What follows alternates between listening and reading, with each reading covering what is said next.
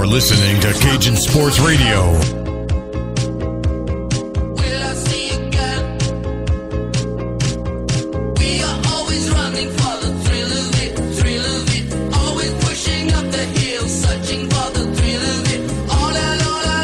You're listening to Cajun Sports Radio with Coyote and Lane.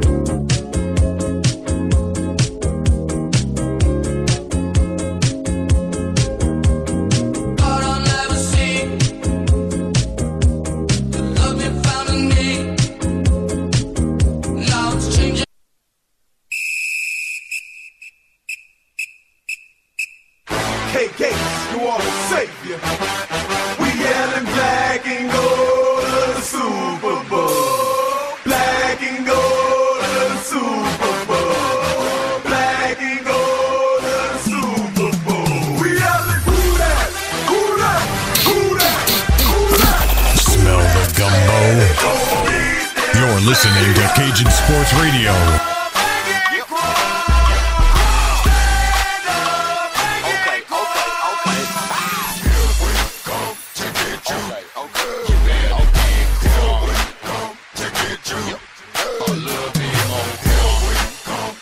You're listening to Cajun Sports Radio with Coyote and Lane.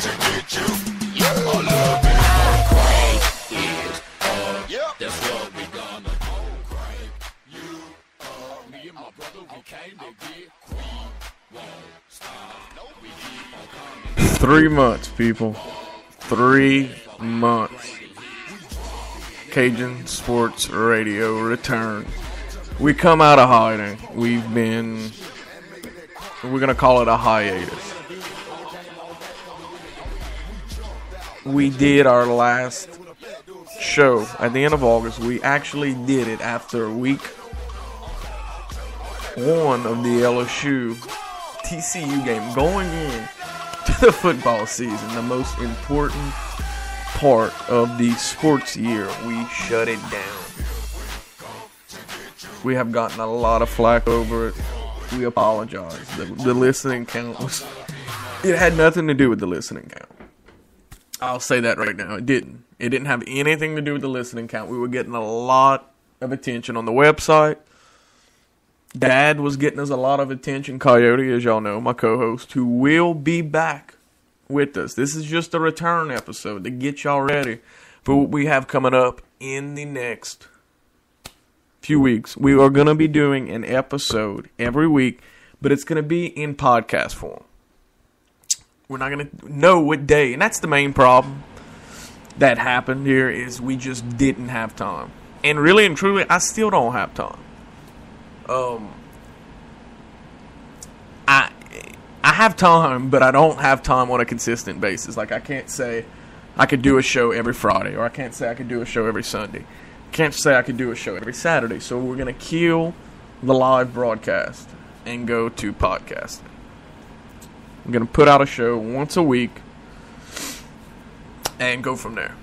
I don't know what day it's going to be, but you will get a recorded episode once a week, and it's going to be good. So just check out. We will let everybody know in advance somewhat.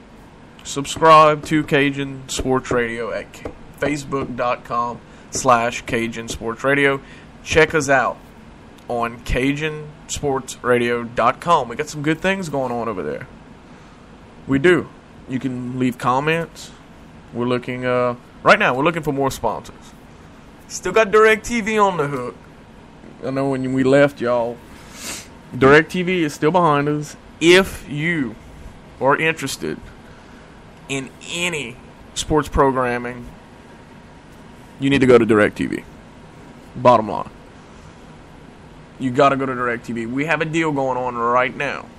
DirecTV has a deal, and it's a promotional deal, that we can get you off $10 a month and get you off of what's left of the Sunday ticket. We have a month left of football. That's a good bit of football. 5 weeks. If you were to get DirecTV before this weekend, I can get you half off of the Sunday ticket. No, actually, I'm sorry. You get the Sunday ticket free your first year. So you would get this month free, but I could get you off like $10, like $100 off your first year. But you have to let me know. You would do that. If you're going to sign with DirecTV, just let me know. Because I could get you at least $200, $100 to $200 off your first year. And get you that free Sunday ticket package. But you got to let us know. At CajunSportsRadio.com. There's a contact us section on that website where we got a lot of attention, going in to the end of CSR in late August. Once again, we do apologize for no update or anything like that, which like I said, we were getting a good following going into football. And we did exactly what you don't do. Stop your show right when the season ends. But what happened was, when the season started, we didn't have time. We were doing the show on Sunday nights at 6 o'clock. There's still football going on Sundays at 6 o'clock. We can't do a show then. Nobody's going to listen. We're not going to put a podcast up on Sundays at 6 o'clock. What we're going to do is a wrap-up of everything that happens during the week, put it out maybe midweek. Somehow or another, we're going to make that work. But we've done our catching up. Like I said, anything that you hear on this show that you have a comment on, Facebook.com/Cajun Sports Radio, CajunSportsRadio.com. What a year we've had so far in football, locally in the Louisiana area. Okay, I tell you what. Should I get into LSU first or should I go Saints? Tell you what, we'll go Saints first. That's the main topic right now. What a year so far. As I record this, we are going into the Monday Night Football game against Seattle. The biggest game of the year in the NFC.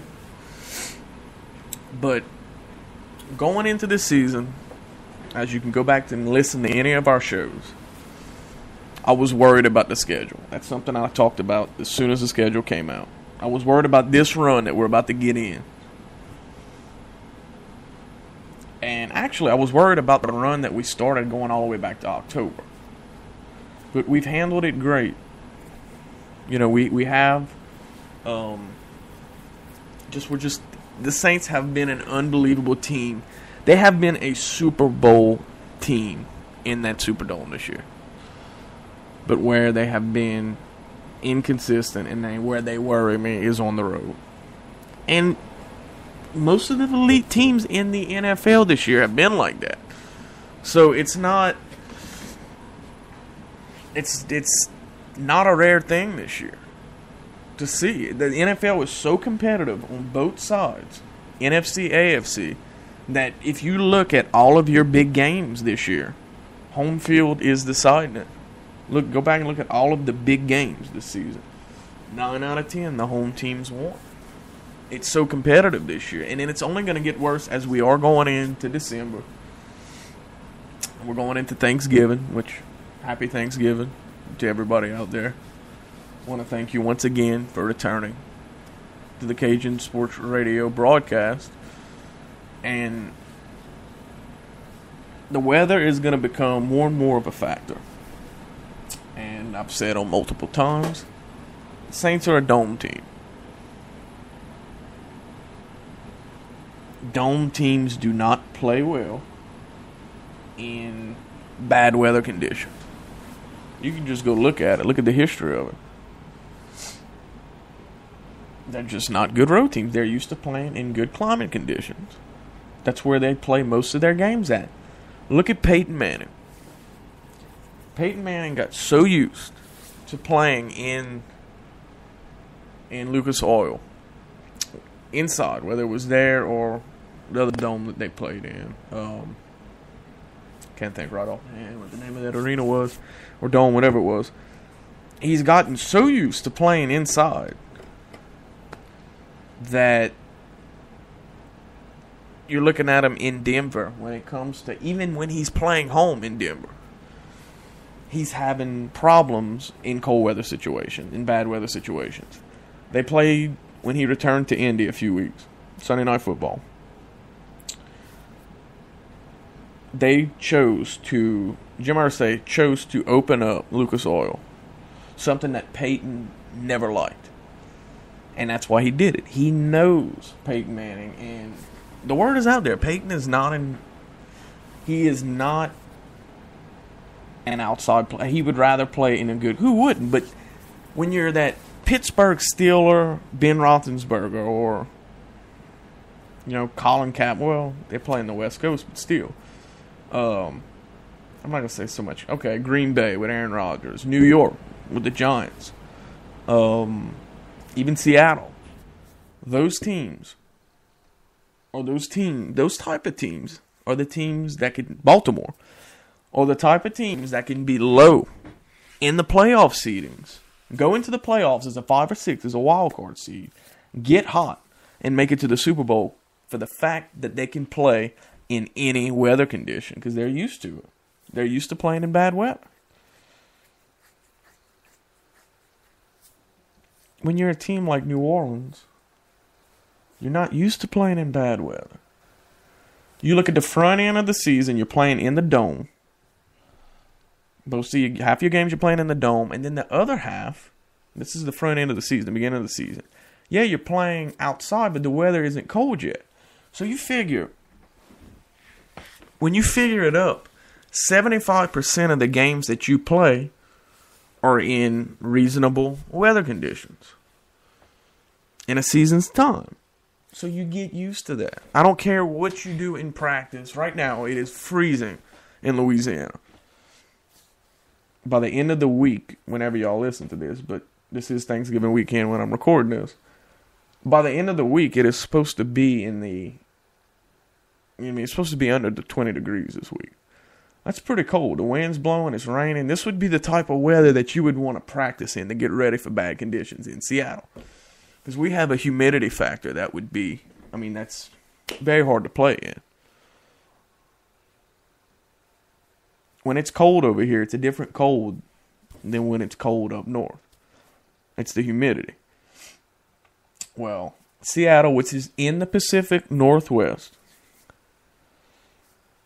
the weather conditions are going to be, it's going to be cold. It's going to be a different experience, and it's going to be loud, the 12th man. The Saints are known for having possibly one of the loudest playing fields in the league. They play in the dome. It gets loud in the Superdome. But Seattle is right up there with them. Some say the Seattle is louder, and they're outside. It gets crazy in Seattle. We played a huge playoff game. 2010, we can all remember the year after the Super Bowl. Marshawn Lynch, bam. Big run, touchdown. The game ends. They were a 7-9 team that won their division. Everybody thought that we were going to run away with that game. All of our running backs got hurt. We were a different team on the road. And we are. Drew Brees is a different quarterback at home because he can do so much. He could play. He could do the video game offense. He can throw the ball down the field to Jimmy Graham. He could dart it wherever he wants to the field to Marcus Colston. He doesn't have to always rely on checking the ball down the Sproles. And when he does, he's not going to have any problems getting them the ball because the conditions on the field are great. But the problem is, when you go into New England and the field isn't in great condition, it slows down a high-powered offense like we have and makes us play big boy football, and you got to rely on your running game. That's where the running game comes into play. A consistent way to move the ball. What's the best way to consistently move the ball down the field? Running it. And we struggled against both the Jets and the Patriots in doing that. Where we were, and we still should have won both those games. We gave Tom Brady the ball back. We gave him 2 chances. 2 or 3 chances within a few minutes. You don't give Tom Brady 2 chances. You don't give him 1 chance, much less 3. But you give him the ball back with over a minute left, he's going to make you look bad. But this Saints defense, on the other hand, has gotten, in my opinion, better and better as the season has gone on. And, you know, at the beginning of the year, they were more bend, don't break. You know, we were still questioning it. But it's like now, where we're sitting at now at this point of the season, we're not even bending. We're not giving up much. Let me get the official stats, but I know we're ranked. We're ranked in the bottom, like top 10 in defense, in total yards. Here we go. Total defense, yards per game, the Saints were ranked 5th, only allowing 309 yards a game. We are ranked 3rd in yards per game allowed, only allowing 198. Here's the problem, and this is what we need to fix going into this game. We are ranked 50. Well, we actually got better. It was worse than this a few weeks ago. We're ranked 15th, about middle of the pack in allowing running or rushing yards. We're giving up. We're giving up per game 111 yards, rushing yards a game. Points per game, which we put up a lot of points. So this is kind of we're ranked 28th, but that's not really a fair stat. So we've in the last few weeks we've gotten better in rushing yards. But can you imagine? Top 5 in total yards allowed. Top 3 in total passing yards allowed. This is that same defense last year that was the worst ever. It was the worst defense ever in NFL history. It allowed the most yards ever in a season. It had a secondary that was just complete garbage. We bring in some big people, Keenan Lewis being one of them. You know, that to help out back there. We did lose Jabari Greer. That is going to be a huge loss going down the stretch. Corey White, I got faith in you, my man. I got faith in you. I know Matt Ryan went after you on Thursday Night Football last week. He did. He went after you. But you're the new man. You're the replacement to one of the top corners in the league. This year, he was. But when you got to talk about when you go to the 3-4, you don't expect that you're going to get more penetration from your down lineman than you did the year before. But we have. And it's been anchored down by a guy that I've been all over since the preseason. Since we drafted this guy, and that's Cam Jordan.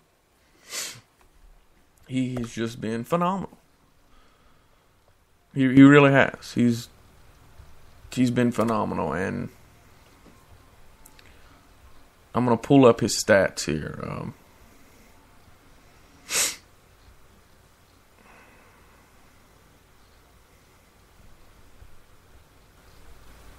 But yeah, I don't want to give the wrong number here as far as sacks are concerned, but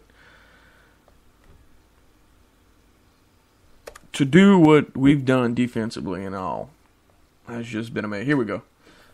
Just to give you some statistics here, I got everything pulled up. Curtis Lofton leading the team right now with 86 tackles, which is pretty good. Kenny Vaccaro he's another one having a big year. He's got 54. But let's look at the big boys. Sacks wise, the team itself has 37 sacks. Out of those 37 sacks, Junior Galette has 6 of them, which y'all all know how I feel about Junior Galette. He's another guy that I was all over in the preseason. Cameron Jordan, 9.5. Forced 2 fumbles so far this year. That's pretty good to force 2 fumbles in the season and still have 5 games left. 9.5 sacks by Mr. Cam Jordan. Junior Galette right behind him with 6, man. Those two have they have, out of the 37, they have, 15 of them? 15 and a half of them? It's pretty damn good, man. They have really anchored this defense down.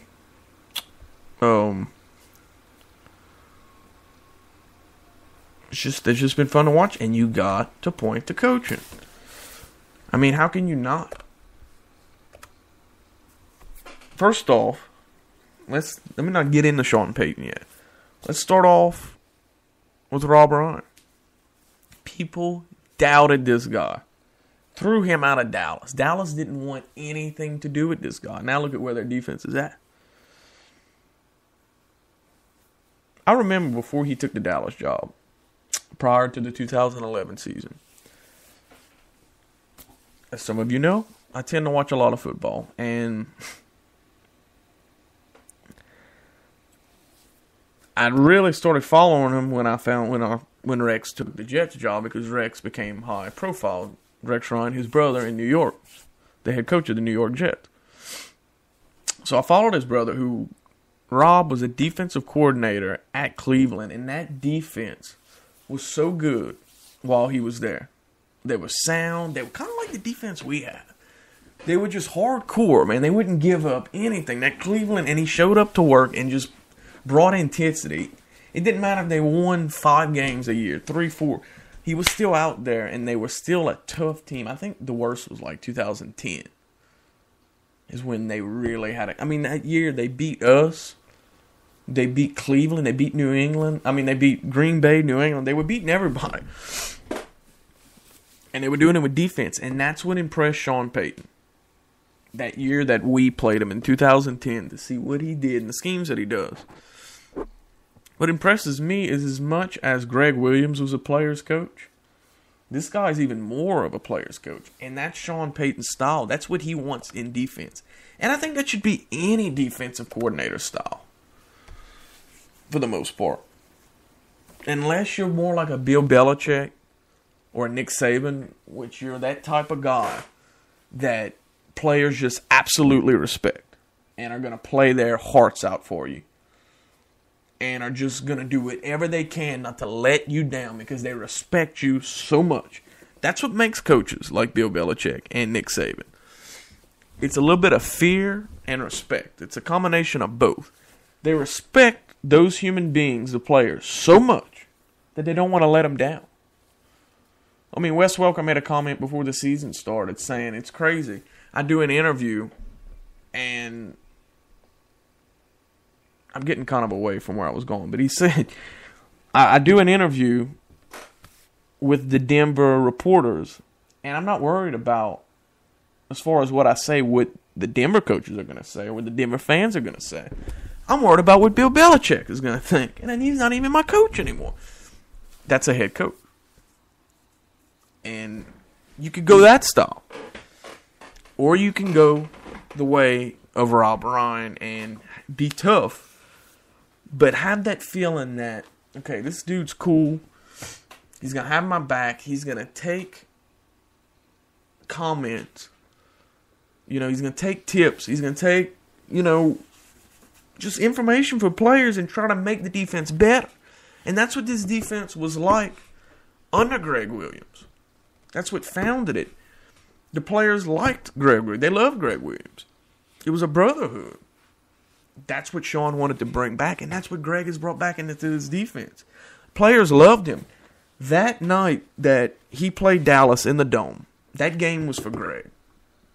That game, it wasn't just the defense that was playing for Greg. The whole team was. I mean, not for Greg, for Rob. I'm all over the place. And if I've said Greg instead of Rob in the last minute, I'm sorry. They were all playing for Rob. I mean, Drew Brees at one point of that game walked up to Rob Ryan, hugged him, and whispered something in his ear.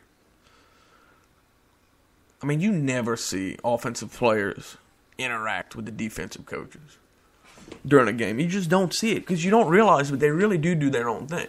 Defensive coordinator has no reason to interact with an offensive guy during the game. But at the end of that Saints-Cowboys game, which was a massacre, you seen just the Saints players going and hugging Rob, and just, you could tell they all did it for him. They were just so happy. Like, look, you got to shove it in Jerry Jones' face. This is what you lost.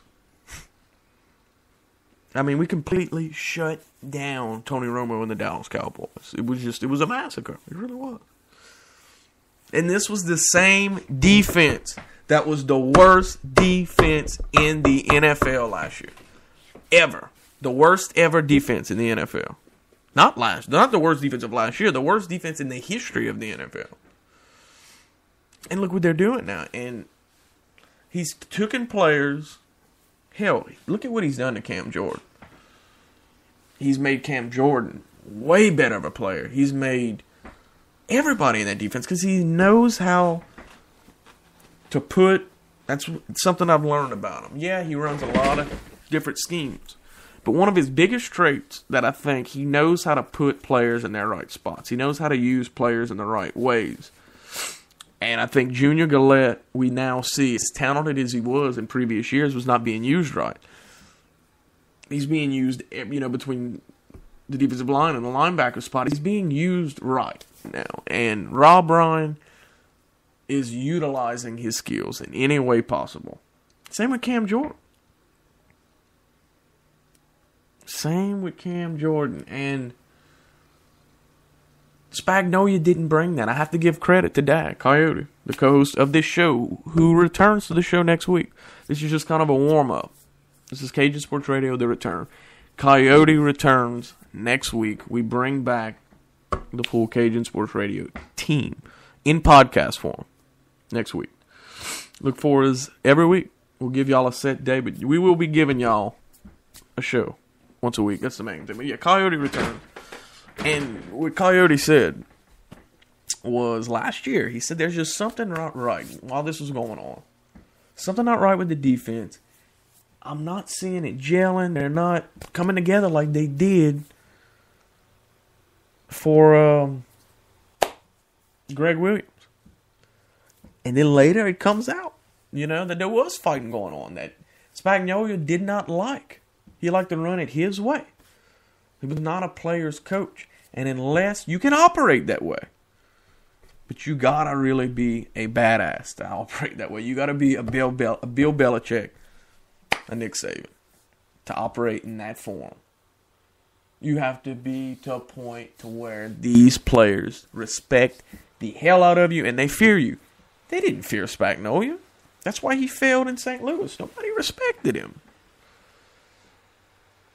It takes a lot for a team of guys to want to go to war with you because either, like I said, it's either or both, respect and fear. The fear of letting you down.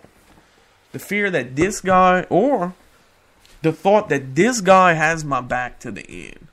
Man, this is a guy that I want to win for. And that's what the feeling that they get with Rob Ryan. That's the type of coach Rob Ryan is. Rex Ryan, same thing. They're in that same. And I think with Sean Payton being back. Now, who says that a head coach doesn't matter? That was the topic going into the 2012 season. How much is Sean Payton not being there going to make a difference? A lot of people said no, it wasn't. I knew it was instantly. I put us at 500 to start the year. Going all the way back, you can listen to it. The beginning of 2012, like March, go back and look up the episode. We projected 8-8. They didn't even do that. This year, Sean Payton returns. And of course, Rob Ryan. But Rob Ryan's not here without Sean Payton. I don't think Rob Ryan comes to New Orleans without Sean Payton. Sean's letting Rob, and you see them arguing on the sidelines, but it's because of their nature. I guarantee you, they're boys. They're the type of people that they would go to war for each other. They both understand what's going on here. They understand what has to happen. Sean, okay, this is Sean. This is Sean talking to Rob Ryan. Look, Rob, take the defense. I don't want it. Yes, I'm going to overlook it. I'm going to have my eyes open.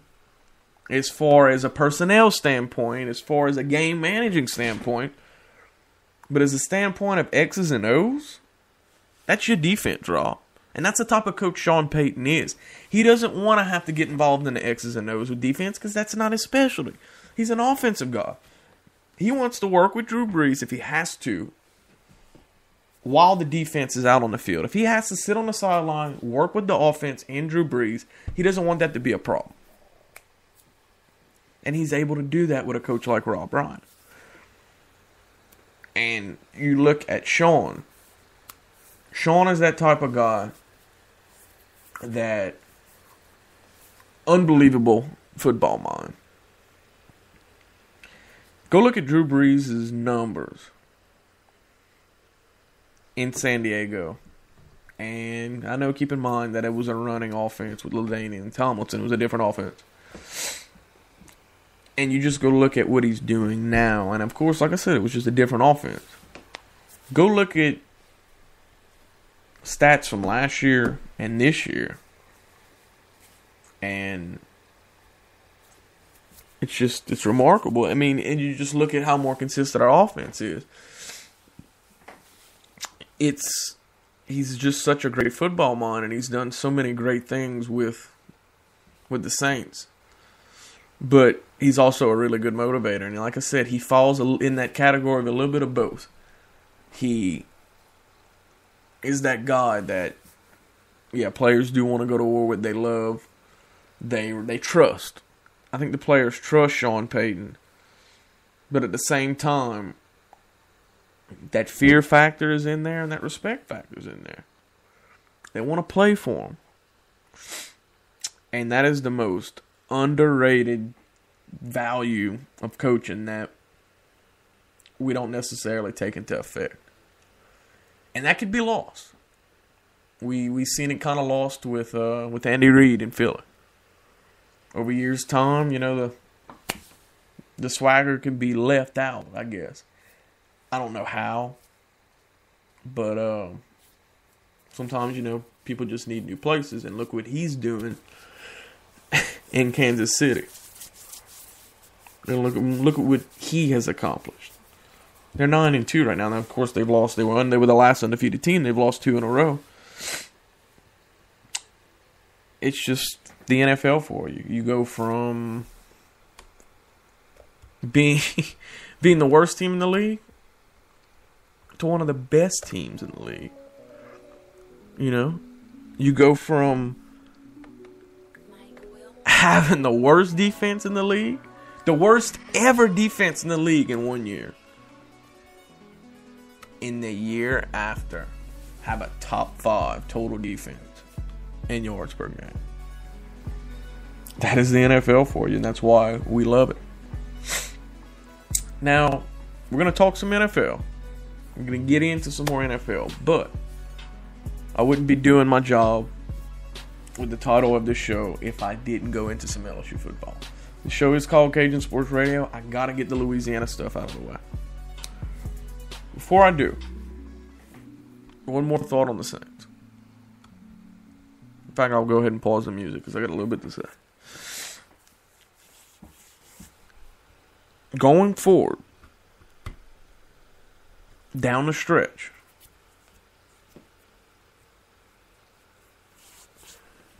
this team is going to have to, and the running game has been coming along. It has been getting better.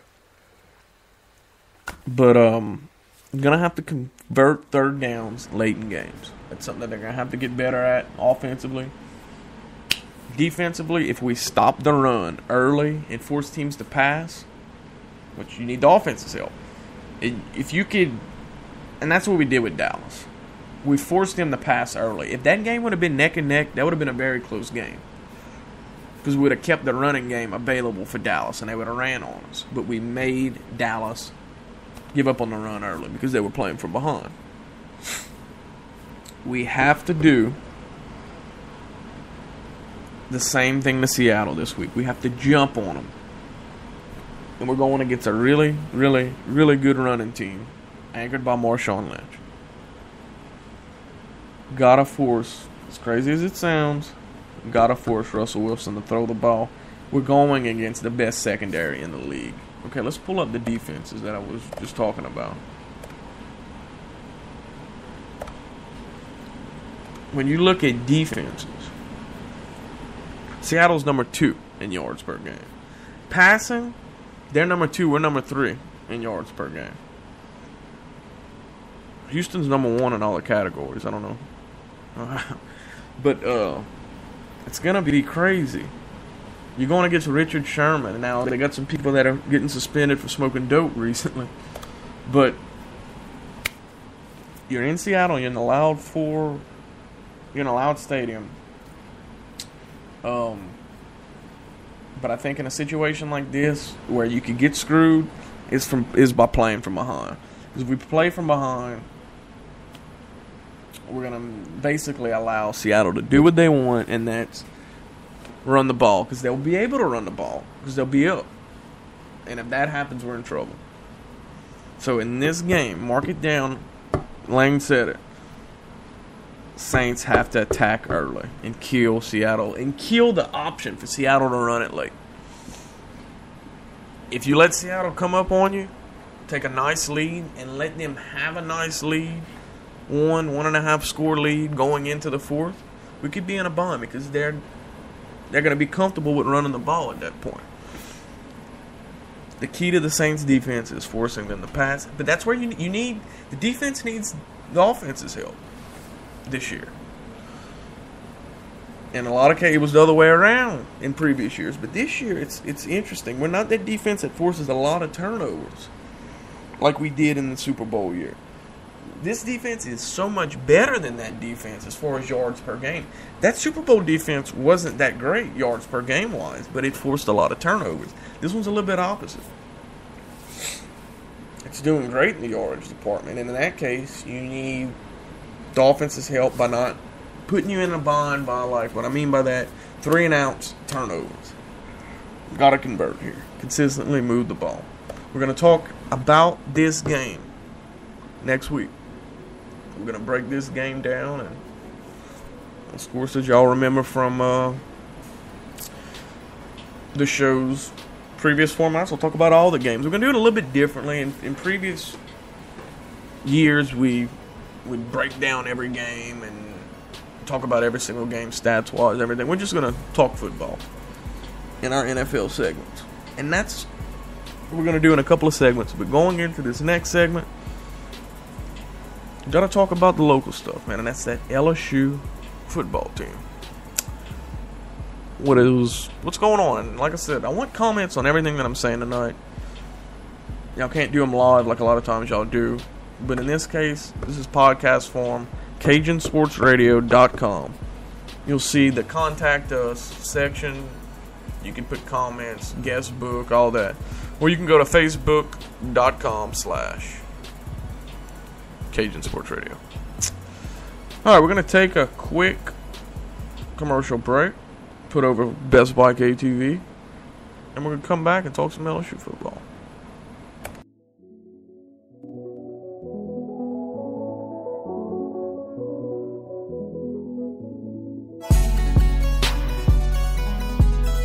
You're listening to Cajun Sports Radio with Coyote and Lane.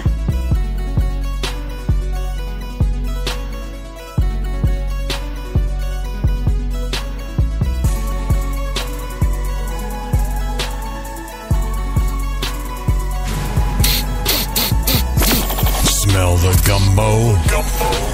You're listening to Cajun Sports Radio.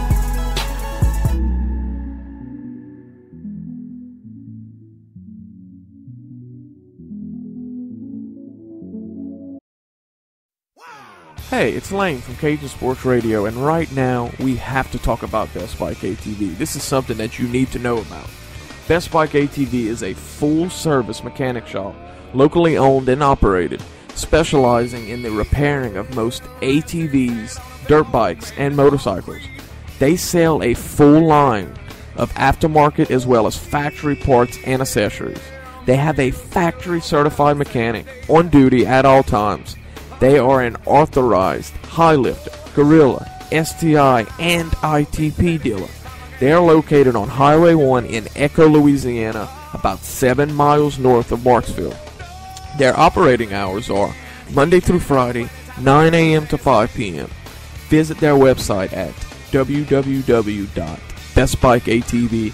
Contact them at 318-597-9022. Once again, www.bestbikeatv.com. 318-597-9022. You're going to want to check them out. You will be very impressed. Tell them that Lane from Cajun Sports Radio sent you. Thank you.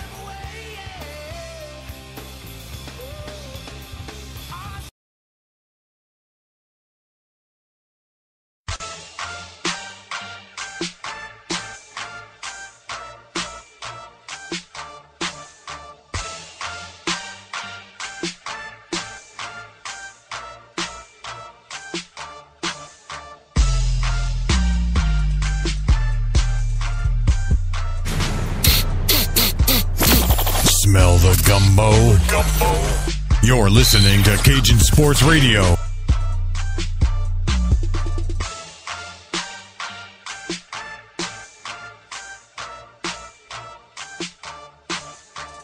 You're listening to Cajun Sports Radio with Coyote and Lane.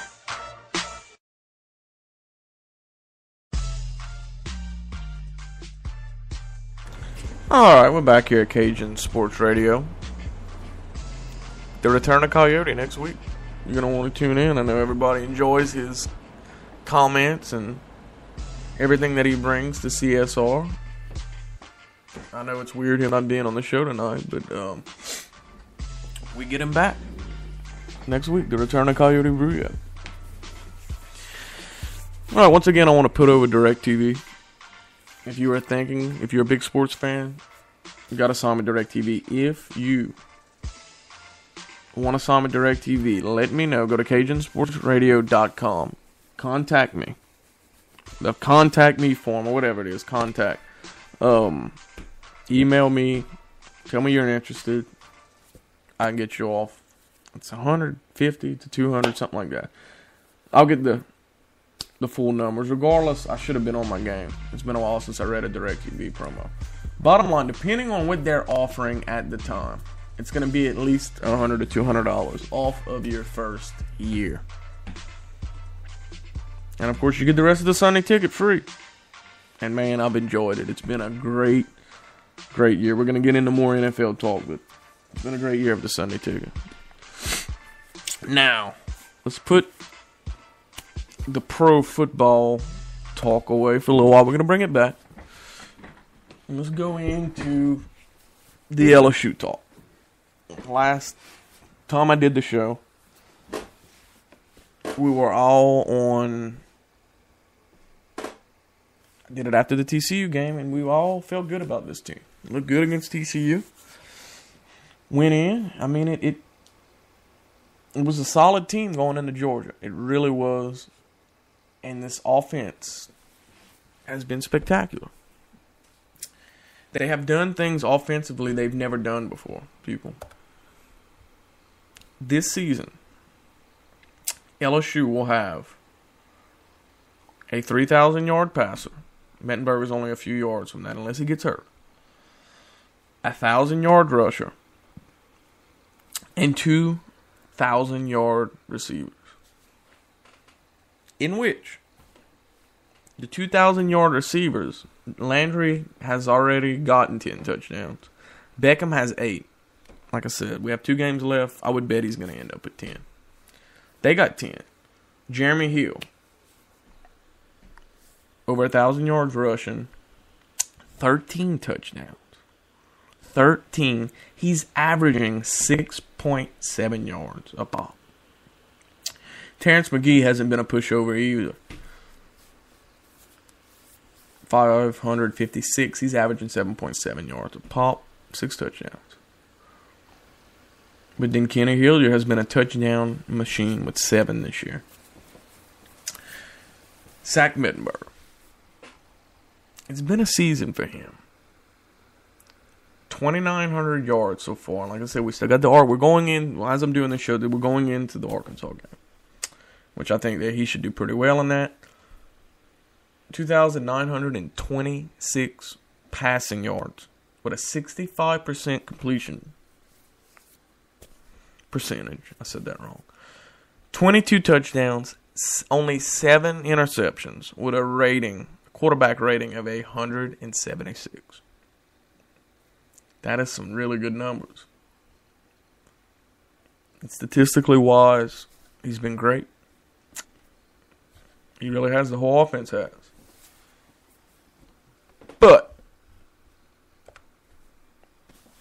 But this, at the same sense, and it's a shame, it really is, because if we would have a defense like we did last year or the year before, no doubt about it, I think we beat Alabama this year, or at least it's close. I'd say we beat them. But, you know, we were putting basically, this offense has done great things, but it hasn't gone over my problem that it's had, or the problem that I've seen it's had. Let's go all the way back to the Georgia game. That night that we lost, we were playing from behind in that game. And it just seems like, and he did decent in Georgia, but then again, he had kind of home ties to Georgia. That was one of his best comeback performances I've seen him do. Other than that, he doesn't really have any comeback performances. That's my problem with Zach Mettenberger. On the road, in a situation where he has to come back, or when he's from behind, in a pressure situation, he struggles. He has, and he's a college quarterback. I mean, so I can't. A lot of them struggle in that urgency. We put him in a pro-style, situation a lot of times.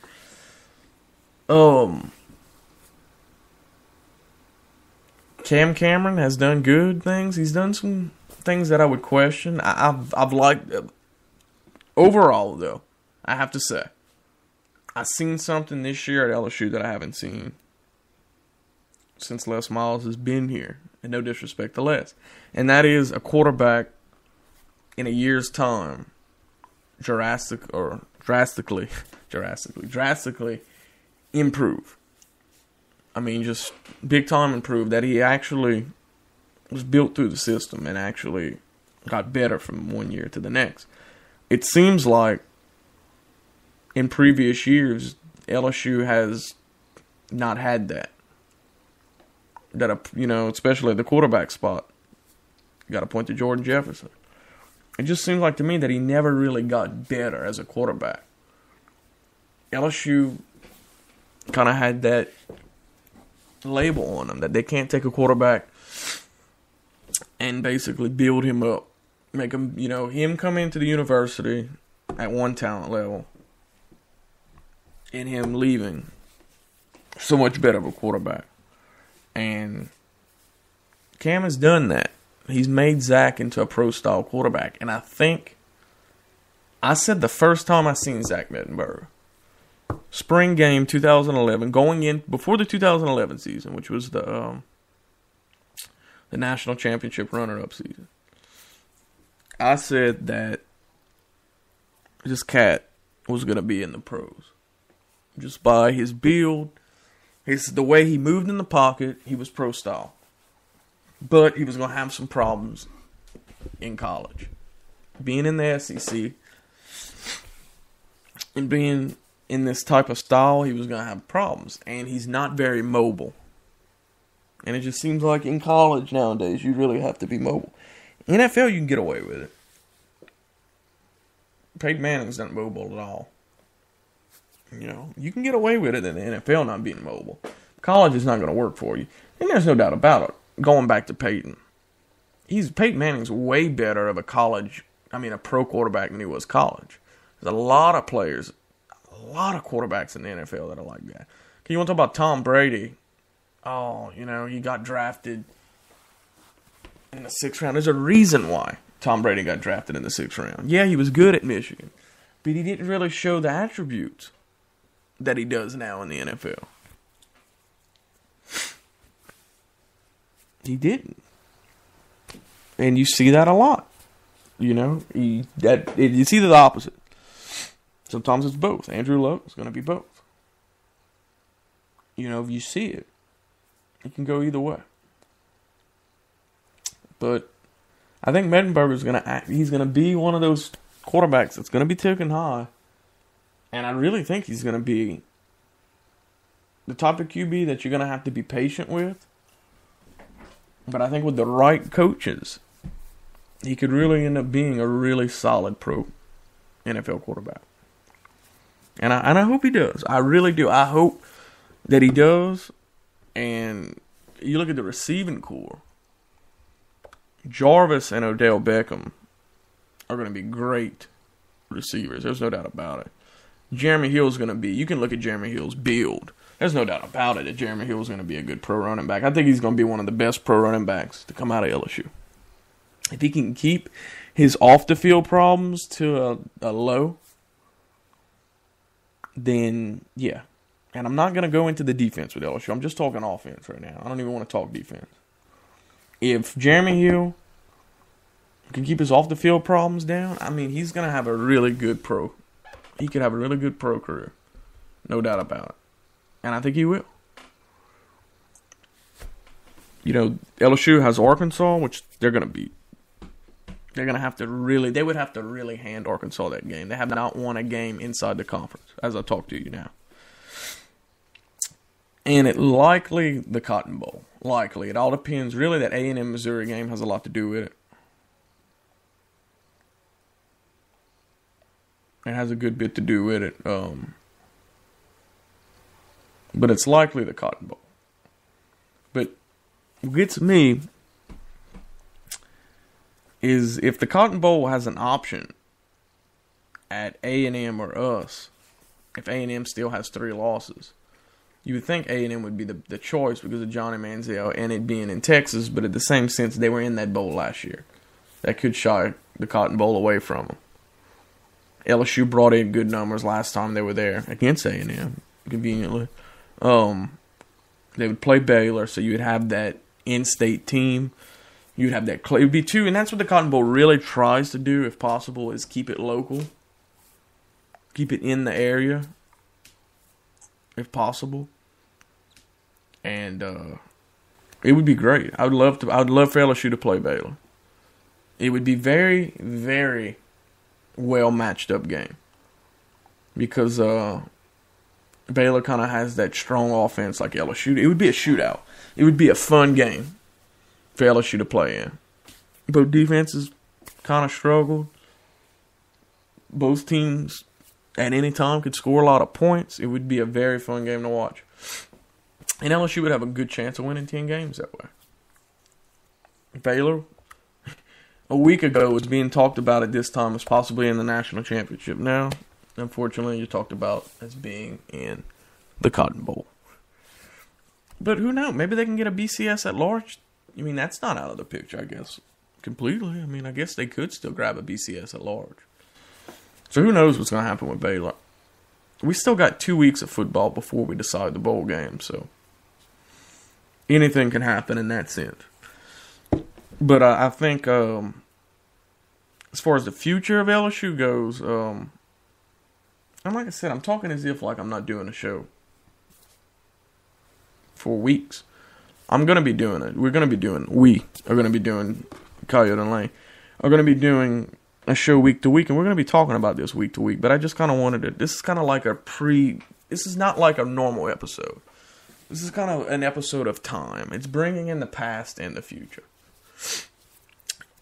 I just think, for the most part, that the future for LSU,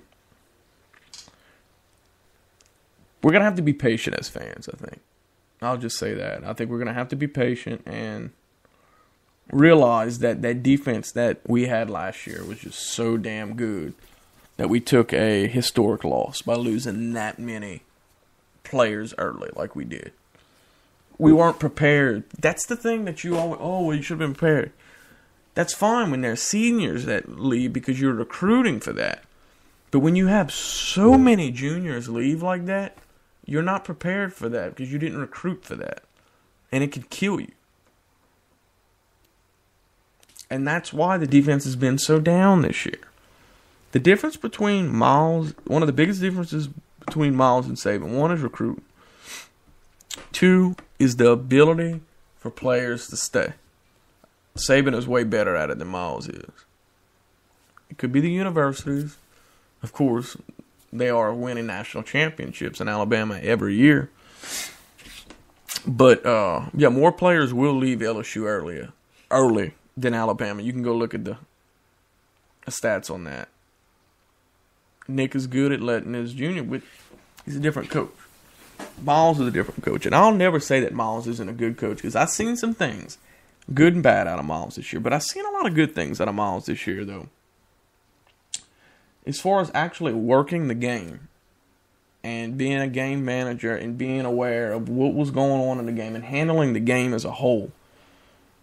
Of course, Ole Miss, a lot of people would argue that was a very bad loss. You take away that Ole Miss loss, and it really isn't a bad year because I know Georgia's not ranked now, but they were ranked at the time. That was a good football team at the time.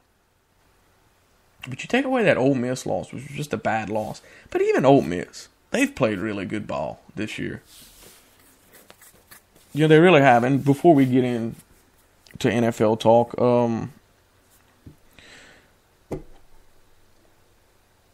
Missouri. What a great team they've turned out to be this year. Coming out of nowhere. Just coming out of nowhere and just, I mean, I got to watch fun. I mean, as far as watch a whole game of them, I got to watch a good bit of them and Ole Miss. I lost some money on that game. I bet Ole Miss, but I just seen how dominant of it. I didn't realize how dominant of a team they were, how big they are at the line of scrimmage, and just how Missouri plays big boy SEC football. And this is only their second year in the SEC. You got to respect that. You got to respect the success that both A&M and Missouri are having in only their second years in the SEC. You know, you really do. You gotta respect both of those teams, especially Missouri, what they've done. They're very, very close to being an undefeated team and being talked about right now in the national championship picture. I really, really do hope that they win this week and they beat A&M. I hope they don't play around with A&M because I really think they have a shot at taking down Alabama. I know they can beat Auburn, but I don't think Auburn's beating Alabama this weekend in the Iron Bowl, which I'll talk about in a second. But Missouri, man, they play big boy football, and SEC style football, and I think they deserve to go into the SEC championship game. I just hope they don't slip against A&M. It's going to be a good game, though. Tune in to A&M versus Missouri. There's a lot on the line for this. I mean, if A&M loses this game, it's a 4-loss season, which can really mess them up bowl-wise. They win it, it could maybe throw them back in those Cotton Bowl talks. We'll see. Missouri loses. This puts them at 2 losses. This will leave them out of the SEC championship, but most likely they'll get a good bowl game. At large, no, I wouldn't think.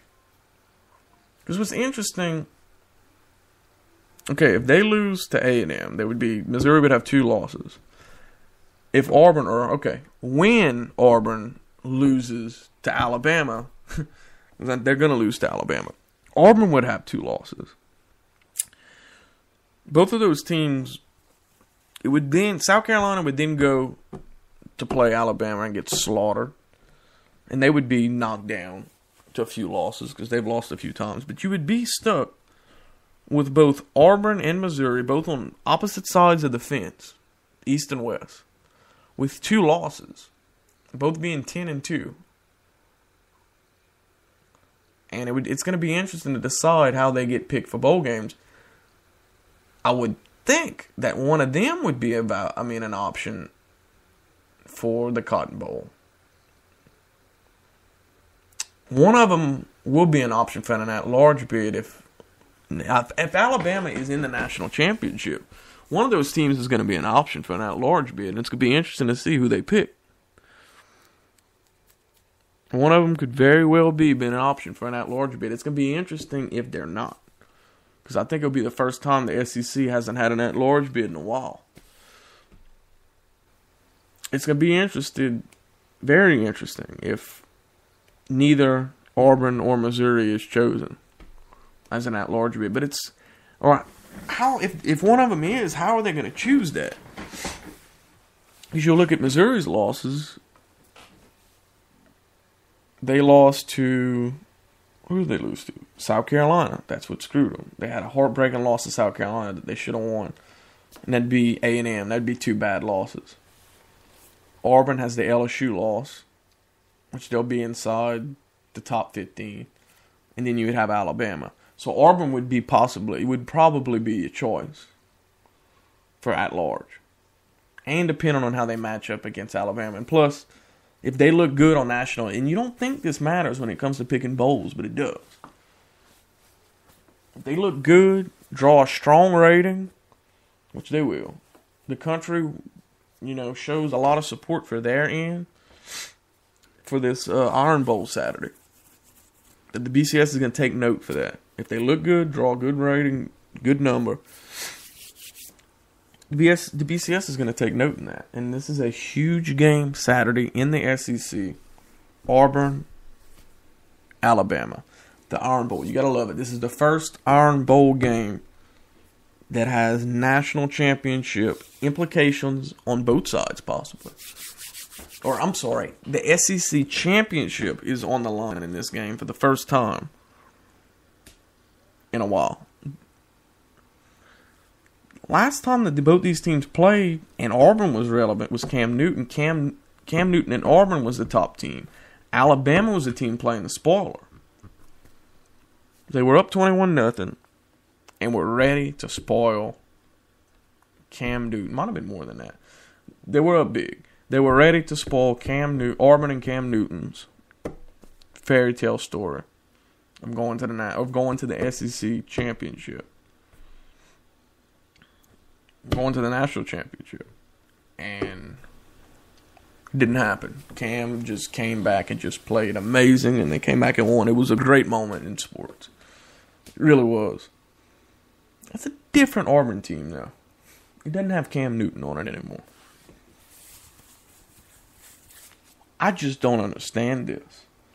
LSU played Auburn at the beginning of the year. I didn't see anything that great about this team. Yet again, it was early in the year. Watched them play a couple of times. I haven't been able to draw a strong read out of them. They struggled with Georgia, got lucky, and won that game basically from a tip pass. So I don't honestly know how great this team is, and Alabama's getting 11 here. I don't see Auburn beating Alabama because I don't see Auburn being that much different than what LSU is.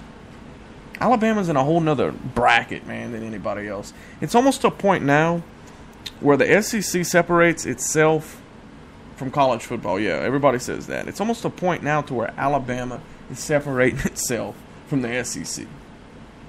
And, yeah, I think they will win in the Iron Bowl. But then again, as I say that, crazy things have happened. You're going to be playing in Auburn. Who knows? It's a robbery. Anything can happen in a robbery. You're going to want to tune in Saturday. I wish they would have prime time this. I really do. I wish they would have put it in prime time. Top 5 matchup, though. You're going to want to tune in to CBS for that 2:30 game. Central Time. As far as the rest of college football, I had high hopes for Stanford, man. I thought that they were going to be the team that better knock down Alabama because they play that tough style, man. That tough style football. They really do. Bam. They blew 2 terrible games they lost. The USC and the Utah. Oregon, they've dropped 2 in a row. Stanford and the Cal, or Arizona. Baylor lost a big one this weekend. Clemson after beating Georgia to start the year. We now see Georgia's not maybe the hottest thing in the world. They're still not getting the respect they deserve because their only loss is to famous Jameis. How about this kid? In Florida State. They have just been dominating everybody. But the problem is, how is a freshman quarterback going to be able to go in and beat Alabama? I just don't see it. I mean, it's just hard for us to judge this team because of the weak defenses in the ACC. So, I have a question mark by Florida State.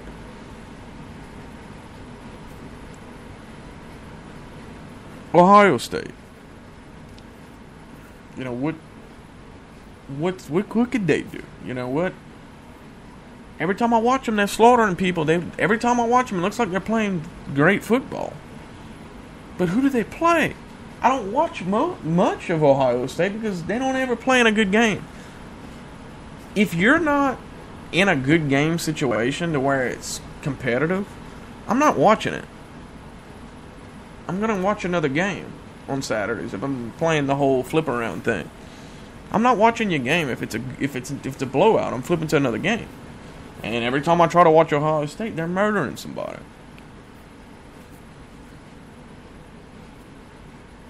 This week, they play Michigan in the big game, basically. They call it one of the biggest rivalries in sports. They take care of that. I mean, I would rather see Ohio State be in the national championship than Florida State, though. I know famous Jameis and everything that they've been doing. They got bigger wins. They deserve it more, strength of schedule-wise. But I still say that I really think that Ohio State's a better team. And I'm saying it basically because of the resume, for the most part, of Urban Meyer. And how great of a coach he is. And you look at how fundamentally sound this team is. They're not making major mistakes. They're a disciplined football team, and they're doing it. Urban Meyer, he's a great coach. So, yeah. I'm doing it because of Urban Meyer. Yeah. I guess you could say that. I'm taking them because of Urban Meyer. I just think that they are a better team. I know that they don't have the strength, so, it isn't fair. But I think in this case, this is one of those cases where I'm fine with the BCS. But if you have a situation like we have now, where there's two teams, there's one that you know that for sure is going to be it. Say Alabama wins, the Iron Bowl goes in the SEC Championship, take care of business. They're undefeated. Bam. There's no doubt about it. They should be in the national championship. But if you're set in a case to where you have a Florida State team and Ohio State team, they're both undefeated. And you really don't know for sure, because you're dealing with a freshman quarterback, you don't know absolutely for sure who should be in that other spot, then no doubt about it. +1. In that month time that you're getting ready for that national championship, in some time period or frame, you could do it the week after. Let these two strap up and play. It would be a ratings phenomenon. I mean, it would draw a huge rating. Let ABC or ESPN get it. Put Herb Street and Brent Musburg on the call. Bam. There you go. Put it by itself.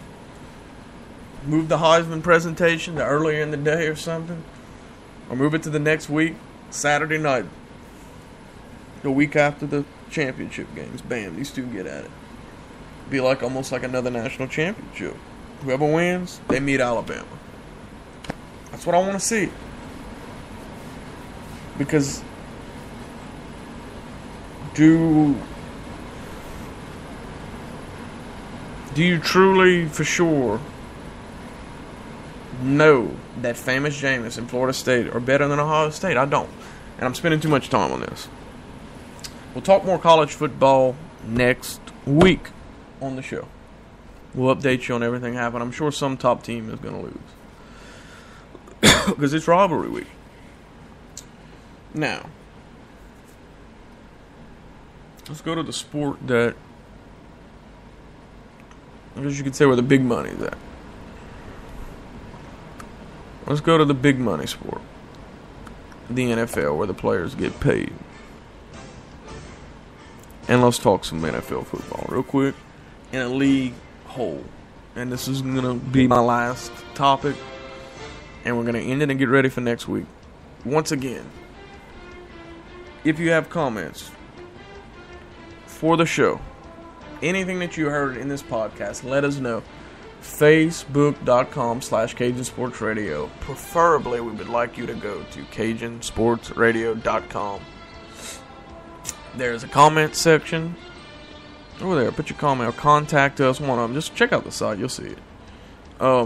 We'd like to know what you think of the podcast. Like I said, next week we return to the format of me and Coyote, me and Dad.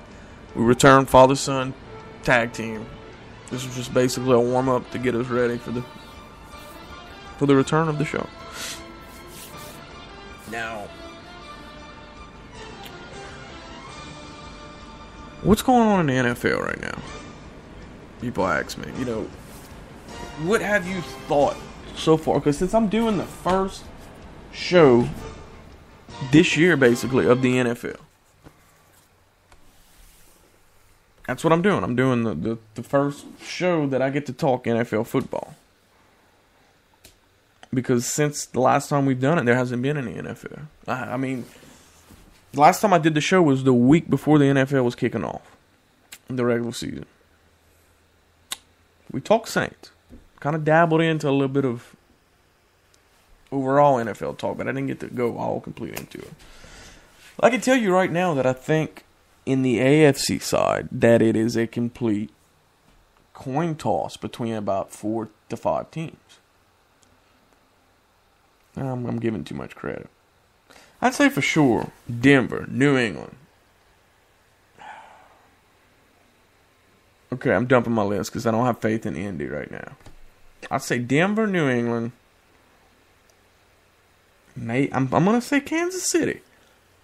Because if somehow or another they were able to win that division and have a shot at the 1 seed, in the Super Bowl would have to go through Kansas City in the AFC side, that would be interesting. I'd say Denver, New England, Kansas City. I'm going to go ahead and throw something out there. I'm going to say a team that you really need to watch out for right now, especially if they win Thursday night on NBC, Thanksgiving night, is the Pittsburgh Steelers. If they win that game against Baltimore, Baltimore's in the same spot. That's a huge game, Thanksgiving night. If you're going to be home Thanksgiving, fool, you've been eating a lot of turkey and everything, or eating just period. That's a great nightcap. We got some good football on Thanksgiving, period, but that is a great nightcap.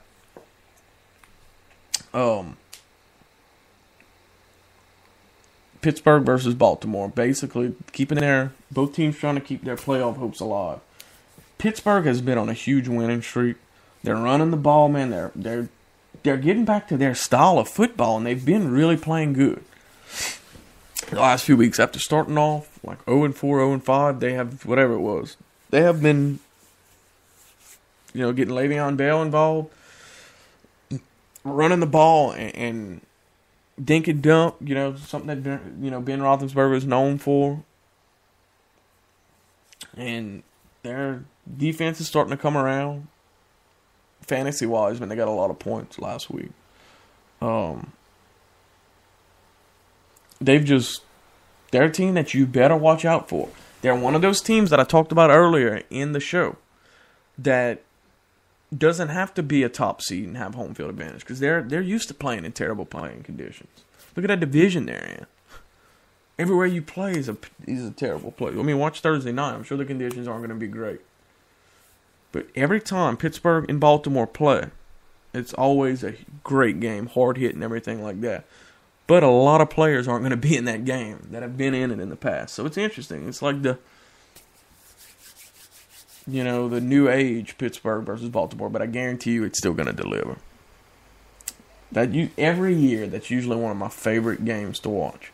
It's Pittsburgh versus Baltimore. 1 point in the year. But that was when Ray Lewis was involved. Because it was just always just hard hitting. Ray Lewis, Troy Polamalu, Just a good game. Always a hard hitting game. But I can promise you it's going to deliver Thursday night as well. I really think it will. But yeah, Pittsburgh is one of those teams, man. They fall in that category. If they could just get in, they could go to any one of the places, whether it be Denver, New England, or Kansas City, especially Indianapolis, which Indy's going to win the division. Okay, say they end up with the 3 seed, because I don't have any, or Cincinnati. Yeah, don't forget about Cincy. So you got Denver, New England, possibly Kansas City, Cincinnati,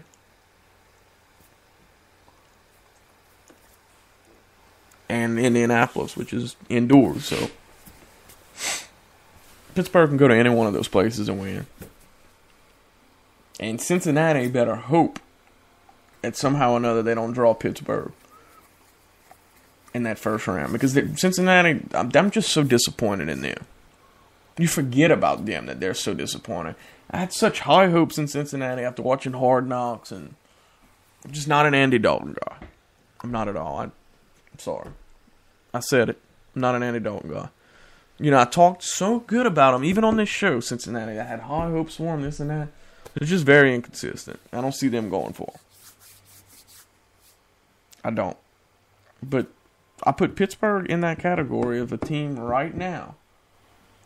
You know, there's always that team you got to watch out for, but we don't quite put our eye on it till it's too late. Pittsburgh is in that category this year. Watch out. If they get that wild card spot, whether it's going to be the 6 seed, because the 5 seed is going to be either Denver or Kansas City, and they're going to have a real good record. What about San Diego, you might ask? Yes. They're a team, when they're good, they're good. And Danny Woodhead has really helped this team out big time. As good as he was in New England, man, it seems like he's being used more in San Diego, and he's being more of a contribution to that team. And it's great. It really has been. It's been great to watch, to see what he's done. He's been incredible. Look at what he did this week in Kansas City. They played good football against Kansas City.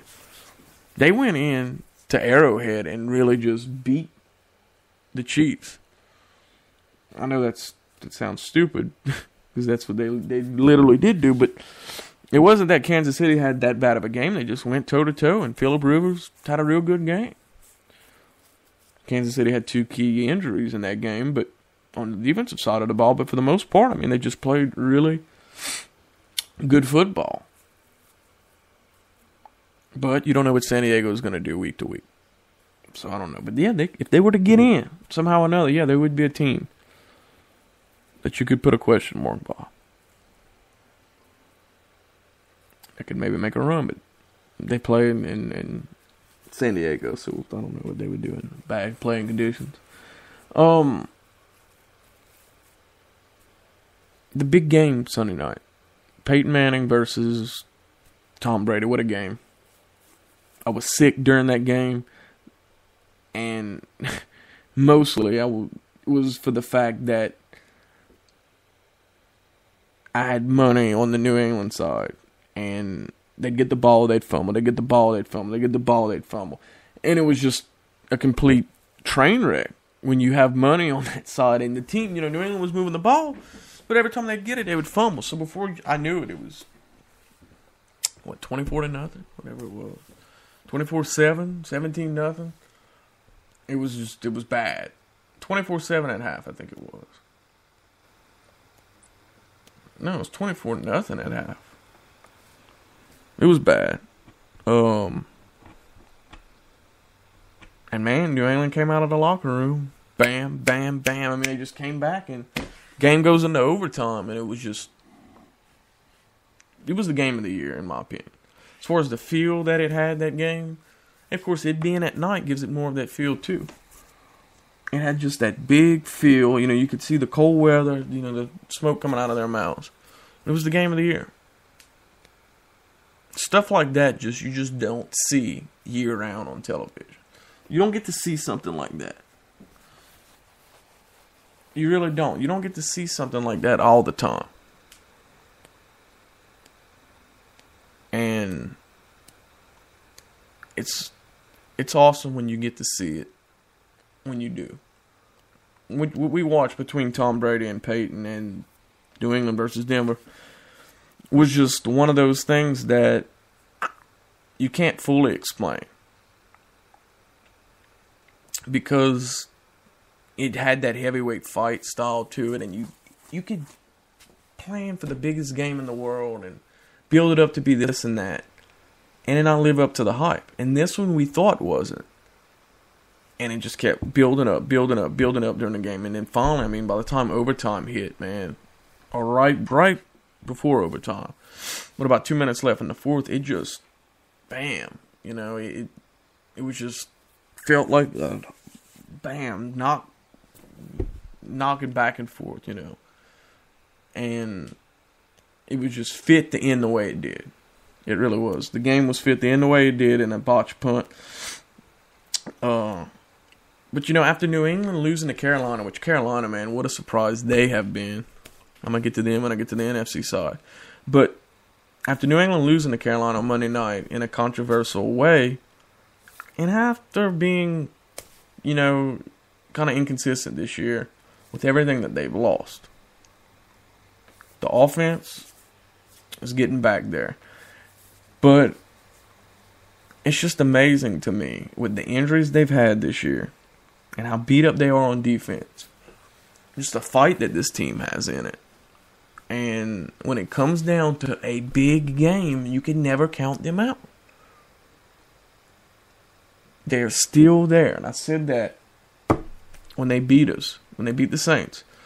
A few weeks ago, I said you could say what you want about the Patriots. You know, this one out, that one, they lost Welker. Their defense is hurt, but they are still there. When it comes down to a big situation, they're going to compete in it. They have Bill Belichick and Tom Brady, and that's a key to success right there. That's two ingredients, man. It's just, I mean, if you're cooking something and there's just those two ingredients that you have to have, you could change the other ingredients.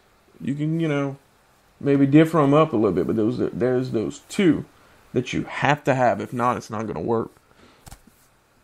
That's basically what it's like with Belichick and Brady. That's what you're getting. As long as you have those two, they're going to have a shot to win. Belichick gave Peyton Manning the ball in overtime, basically to the right to decide which side of the field he wanted to go because of the wind. That was such a huge gamble, but it was a gamble that he was willing to take because that's what type of coach he is. He knows that he's going to get the respect of his team regardless. And he trusted his team in that sense. And he said the same thing years ago when he was going against Peyton in 2009. It was Sunday Night Football, same thing. When he went for it on fourth down, he said, I did it because I trusted y'all. And he did. In a big situation, you got to make a big move. And Bill did that. Bill did that because it ended up, you know, possibly being a big thing. It really did. Having the win on his side. But yeah, it was a really good game, and I think it was the game of the AFC. Now, are we getting the game of the NFC this week? We'll see.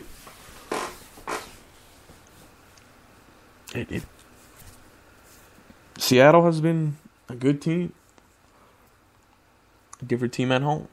New Orleans has been a good team. Different team at home. Well, Seattle's getting there where they need to be. The Saints aren't.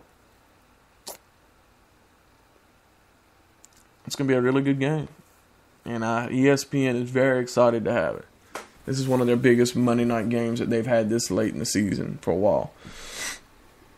So I think it'll be a big draw. And it's going to say a lot about where you're going to have to play if you're one of those bottom teams. Carolina. I talked about them a while ago, man. They've been on a big winning streak. They're getting the job done. Could they be a team? Get a wild card spot? And be hard to possibly win the division? I don't want to say that, but who knows? I don't likely think it'll happen, but Could they be a team to get a wild card spot and get hot? I don't see it, but who knows? Looks like San Fran's going to be your 5 seed on that end. They're going to be a really good wild card team. They're definitely a team that could grab a wild card spot and go in and upset you. Could Dallas, because they're going to win the East. Dallas has played terrible at times, but they're undefeated in their division. What's going to happen between Dallas and Philly? You know, that's huge right now. I think Philly plays Arizona. They've been on a hot streak. We have so many teams, so many good teams in the NFC. We don't have any. I mean, we got a 5 and what? The team in the wild card right now is a losing record, if I'm not mistaken. It's a dogfight. Or it's going to be a dogfight for that second wild card spot. I'd say it's going to be out of Arizona, Carolina, I'm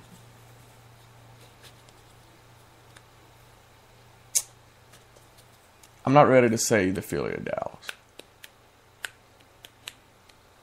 I'm not ready to say that yet. I would say it's out of Arizona and Carolina, maybe. Because I don't know what's going on with the NFC North. Detroit, why are you not running away with this division? You're kind of doing the Dallas on us, but worse. Detroit should be running away with that division. Green Bay doesn't have a quarterback. Neither does Chicago. Detroit, you are getting your dream. You don't have Aaron Rodgers back for a while. He gets knocked out for weeks. This is when you take advantage and win as many games as you can. Play your best football. Jay Cutler's knocked down for a few weeks. Say what you want about Cutler, but they're a different team when he's in there. And how do you handle it? You lose to the Tampa Bay Buccaneers. You lose to the Pittsburgh Steelers. You lose to the Dallas Cowboys. Just very disappointed in this team. And I really think that maybe they should look into a coaching change. Because obviously with the way, the inconsistency that they show, yeah, it's time maybe for a coaching change. And, you know, Philly, as I make this podcast, has decided to go with Nick Foles till the end of the season. He's been riding high and playing good. Could he win the East? I'm going to say no. I'm going to say Dallas finds a way to get it done. If not, there's no way in hell that Jason Garrett stays. The only reason why Jerry Jones came out and said that Garrett's going to be there next year is because he doesn't want Garrett to be nervous about losing his job. That's why Jerry does that. It's a tactic to make sure he don't screw himself this season. Because he has a division to win. But there is no doubt in my mind that if after being... Because Jerry knows that they're the best team in the division this year. If Dallas blows it this year and doesn't win the division, I just think you got a clean house. I don't see what you possibly could have in that coaching staff that you would still want next year. And I still think they have problems there. But regardless, you got to win the division, Dallas. Got to win. I don't care how you have to do it. Dallas has to win the division. There's no question, ifs, ands, buts, whatever. They have to find a way to win the NFC East.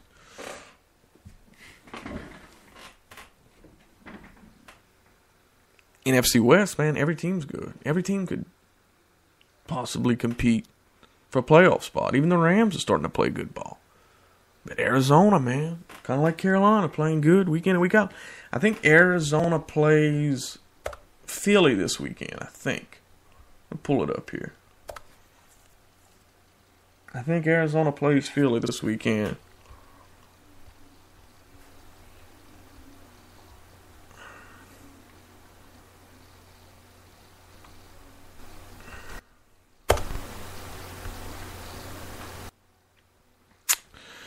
Yeah, that's what I was talking about. Pittsburgh and Baltimore. Yeah, they're both 5 and 6. So that is a huge game. Oh, and another big game that you're getting Thanksgiving. You're getting Green Bay at Detroit. That's a big one. Oakland at Dallas. Yeah, Dallas. Don't screw around with the Raiders. This is one of those games you got to win on Thanksgiving Day in Dallas. But yeah, a huge game. Detroit, you're at home. No Aaron Rodgers. Detroit has to win this week against Green Bay. I think Detroit is kind of put into that same situation as Dallas. I think Schwartz could possibly be gone if he doesn't win the division. It's like, damn it, they're trying to hand you the division and you can't do anything with it. It's the same with Dallas in the East. Yeah. Arizona at 7-4, man. 7-4. Carolina's as 8-3. They got Tampa Bay at home. Tampa's been playing real good ball. But I'm more interested in the fact of this game, Arizona and Philly. I want to see if Arizona can go to Philly and win. I'm interested to see how that turns out and see where they stack up. That's a big game.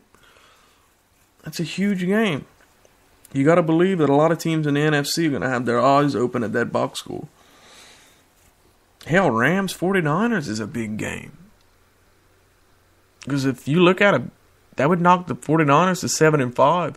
If Arizona finds a way to get it done and beat the Eagles, and put them at 8-4, it would catapult Arizona and basically into the race. And you got to believe Carolina, everybody wants Carolina to lose. They're 8-3. Man, we got some good wild card teams. So no, I don't see no way in hell that. My saying is that the 2 wild card spots, you're gonna have either 2 teams out of the West, or 1 out of the West, 1 out of the South. That's possibly more likely, depending on how it. Carolina could get screwed and lose to the Saints twice. That could screw them over pretty bad. And who knows? You just don't know. They almost lost to the Dolphins, so I don't know. But a lot of big games this weekend as far as playoff implications. The Bears play the Vikings. That's a big one. They're at 6-5. So if Detroit stinks it up against Green Bay, since Green Bay had a tie this weekend in just a garbage overtime game, Matt Flynn is now leading them, by the way. He's back in Green Bay. If Green Bay goes and beats Detroit, they'd put Green Bay at 6-5, Detroit at 6-6. And if the Bears beat the Vikings, if my math is right, because of that tie, they'd put the Bears at 7-5 and would put them on top of the division. So yeah, you want Green Bay to actually take care of Detroit this weekend if you're the Bears. That tie really did screw over Green Bay. Now the more I look at it. Bengals Chargers in one of the late game slots. That's a big game. Too bad the Sunday night game is pretty terrible. Giants, Redskins. Of course, in the big late game, you're getting Chiefs Broncos. I feel, it's Broncos are coming off of 2 losses, and the Chiefs are coming off. The Chiefs are coming off of 2 losses, and the Broncos are coming off of a bad loss. Man, this is a bad situation of knowing where to go with this one. Which way do you go with this one? Does Peyton Manning lose twice? Or did the Chiefs lose 3 times? 3 games in a row. It's going to be interesting to see where the Chiefs stack up. If they could beat Peyton Manning and give him his second loss in a row. And then what are we going to be saying about the Broncos now? Losing 2 in a row. More likely, I had high hopes that the Chiefs were going to win this one. But after seeing the way they played against Denver the first time and against San Diego not being able to take care of business, I think they could be losing some of their swagger. And with Denver having a bad taste in their mouth, with New England, I just have that feeling that Denver's going to take care of business. But bottom line, we got a lot of football left. A lot of football. 5 weeks. And it's 5 big weeks. The NFC is wide open. A lot can happen in the AFC. No doubt about it, there's more good teams in the NFC, though. We're going to have a lot to talk about week to week on this show. We are now a podcast show. Week to week, we're going to give you recorded audio in the format of breaking down what happened from that weekend of football. So it's going to be time sensitive for that whole week. So regardless, you're going to be getting an episode of Cajun Sports Radio once a week, and that is our goal. So I thank you for tuning into this episode. This has been kind of a preview or a little taste of what's to come, as well as kind of say, I'm back, or we're back. Coyote returns to the scene next week. Thanks for listening. Go check out CajunSportsRadio.com. Leave your comments about the show, questions, all of that. CajunSportsRadio.com or Facebook.com/CajunSportsRadio. We're back next week with Coyote.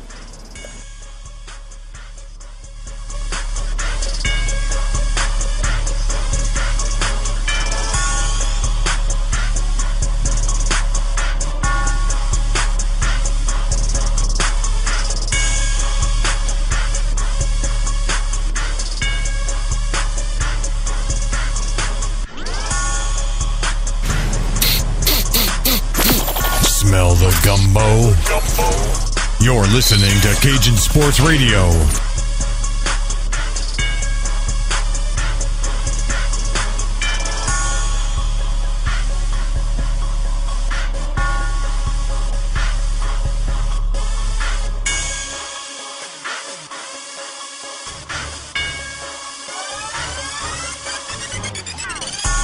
You're listening to Cajun Sports Radio with Coyote and Lane.